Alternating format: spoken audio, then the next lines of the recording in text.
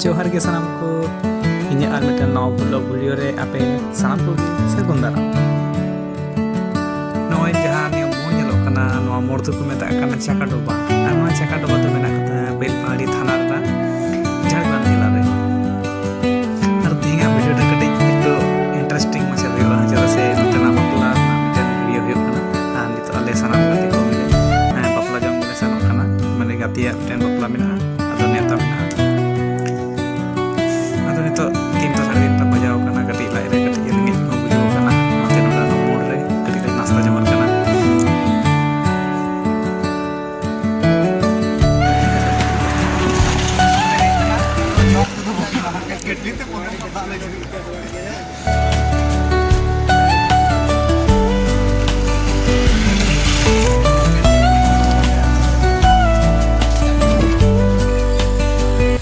जहातीस अमान नोते pension तबना तारे नोंडे ना टांडी आड़े रे बारिया जोजो दारे मेना कदा ओना यालते ठिकाई तबना आर हे नोंडे ओना जहां स्टैचू मेना कदा नोआ दो कना भूमिज विद्रोह रेन महानायक शहीद गंगा नारायण सिंह भूमिज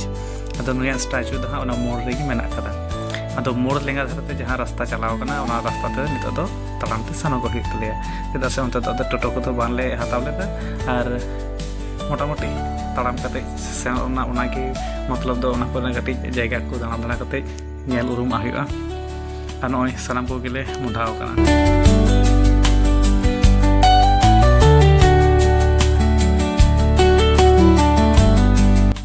ताड़ाम ताड़ाम ते अडी संगी गेले हेज इतिउ कना आर नोंडे नोना जायगा ठे नोंडे डहार बार धारेते उनकाना जिनिस ले नेल जाम कदा जहां दो हाहाड़ा गेले बुझावदा अडी आयमा हड़गे उनकाना जिनिस दो बाले नेल कदा आर नेलते उना हाहाड़ा बुझुग कना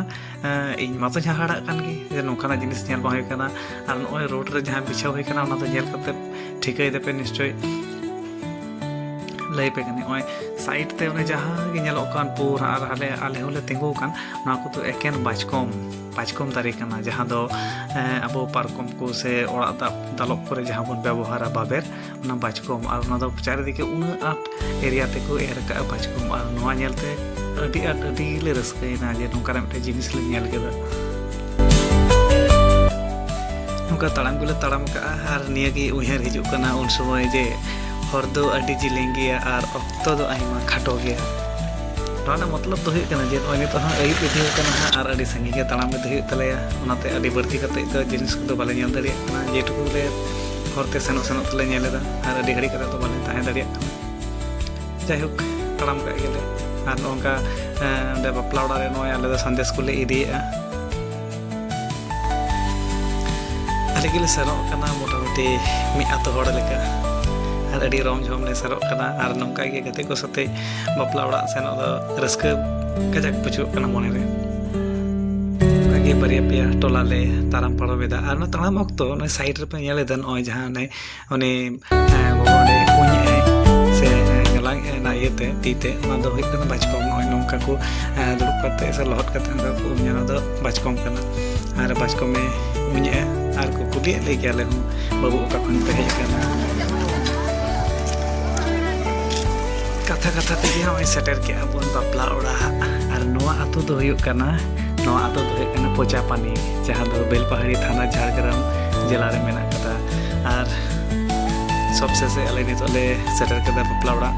आर नितो तो टाउन ठीक टाइम रे गेले सेटर कदा आर निंदा हा बापला तो कना तो ओनाते हड़ को आय मी बार को हिजुक कना को आर आले ओले सेंतरा दाराम के लिया को नोंका संदेश को जो हड़ को तले दिपिल तेविन कते गेले आगु के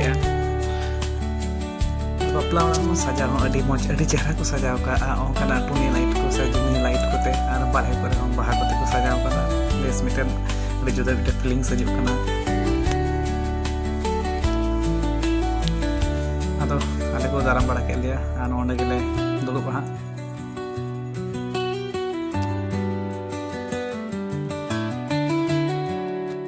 वीडियो को यदि पे कुछ तबना थाले लाइक तबन पे कमेंट तबन पे और सब्सक्राइब तबन पे निया बापला वीडियो तायम ताराम आरहन बनाव तबना और वीडियो रे जॉइन के थान तबन पे निया वीडियो दा तो जस्ती बन लटुए तबना मेनखान सामान को जोहार और सब्सक्राइब तो कराव कता बन पे